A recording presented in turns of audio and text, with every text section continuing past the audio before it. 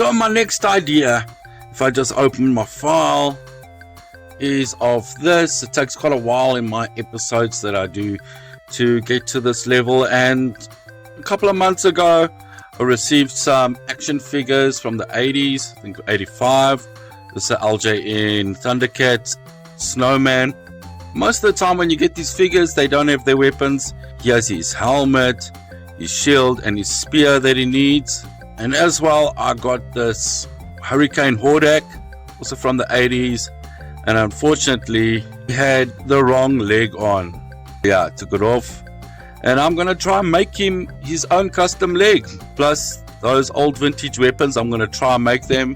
I like to soup these things up with these little inventions I make just with a soldering iron and some 3D plastic.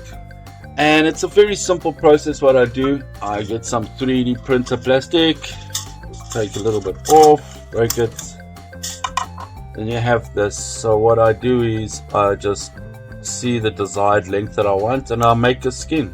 Break it again, almost done, level it out there, and then I get my soldering iron and I melt the ends, tap it together, and now they're all joined. So what I do is I basically start working on it like it's a piece of skin, and I just melt them all together just like that.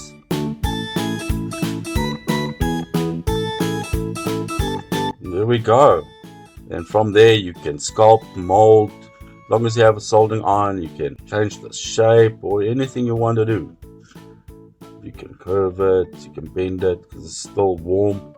And that's how I make my action figures and my accessories for them. And it's as simple as that. An update on my sculpt. So here's my leg that I made for him. Looking at it, there's a few problems. The bottom of the leg is way too long and I have to shorten that. Open it up like this on the side. I need to put more muscle definition, especially here. Inside of the leg, and on top it must be more bulky.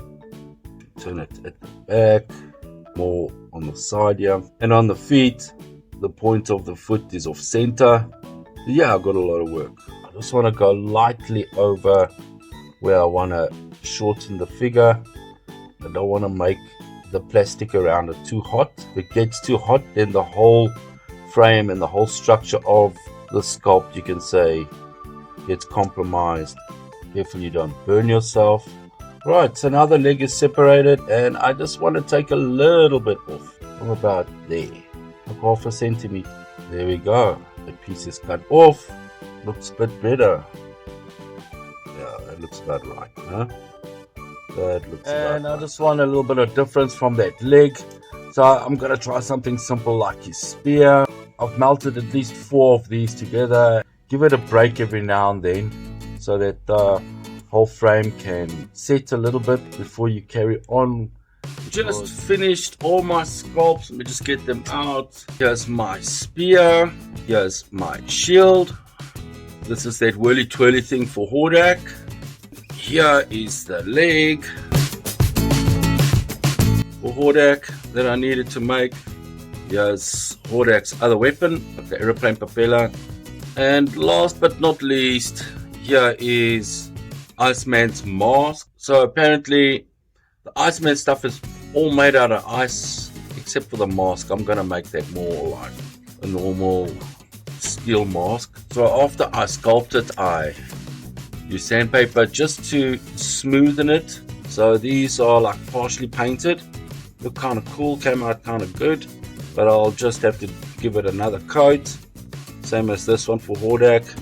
I wanted to make this weapon for him, but after a while I'm actually getting tired. I just want to finish this episode now. And here's the leg they're gonna have to paint. So yeah, let's pull out the paint brushes and start painting.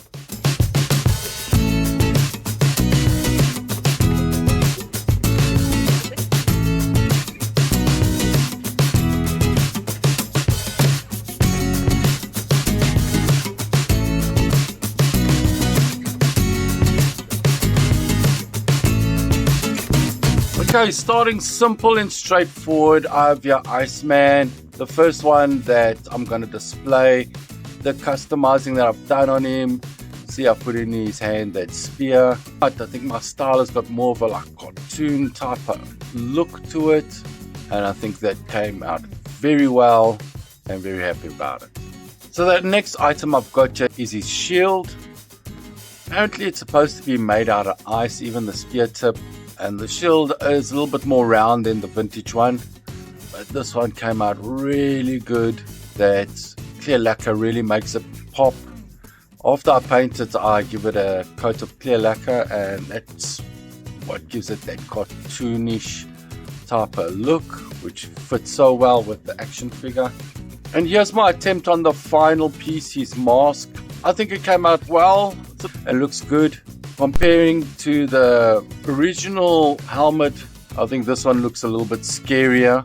And yeah, happy how it came out. Not bad at all. And out of everything, I think the mask was the most difficult part out of it. Now let's get to Hordak, the next figure. So what we have here is that figure that didn't have the right leg. So I attempted to make him another leg and think it came out awesome. With that clear lacquer. Really changes everything, but I don't know what happened. That you can see the color has gone a little bit darker on the custom leg than the original one. I think maybe it's because of the lacquer or how I handled it. I'm not sure, but anyway, I'm very happy with it. Couldn't believe that I can pull something like that off. I made a few mistakes, like right at the back there. It's supposed to be more spiky like that foot there. Next item I have here is this weapon for Hurricane Hordak. Customize the weapon. It's not exactly like the original one, but I'm satisfied with it. And I thought the gimmick doesn't work, but actually it does. So if I push it here, you can see it's starting to spin. That's so awesome, and I'm so happy about that. Now to the next weapon. This is that hurricane propeller type of thing of Hordak's. Pull it off. I was going to make the final piece, but I don't know. I just think I've done enough for this project. Pulled off the leg, pulled off the other weapon and that weapon, and the gimmick works. What more could I ask for? Just so busy at the moment in my real life stuff. So yeah, very happy with how everything came out. And if you like what I do, I will see you guys in the next video. Till next time, cheers.